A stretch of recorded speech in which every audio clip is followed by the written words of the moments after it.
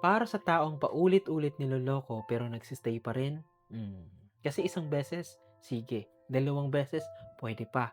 Pero kung paulit-ulit na at nagiging pattern na, hindi na yan pagkakamali. Tandaan mo, desisyon na yan niya. At habang siya paulit-ulit pumipiling manloko, ikaw paulit-ulit pumipili magtiis at masaktan. Kasi ang katotohanan, hindi ka tanga, hindi ka mahina. Pero maging honest tayo, hindi na yan pagmamahal, addiction na yan sa ideya na magbabago siya. Kasi naniniwala ka na kapag mas umunawa ka, kapag mas nag-a-adjust ka, kapag mas nagiging mabait ka, baka this time piliin ka na.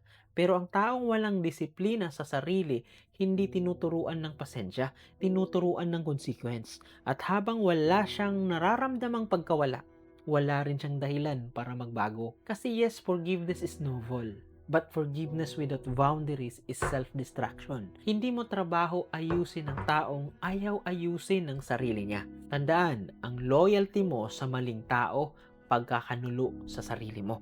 Ulitin ko, ang loyalty mo sa maling tao, pagkakanulo sa sarili mo. Kasi darating ang araw na mapapagod ka rin. At sana kapag dumating yon, hindi na ubos ang respeto mo sa sarili mo. Kasi hindi lahat ng kaya mong tiisin, dapat mong tiisin.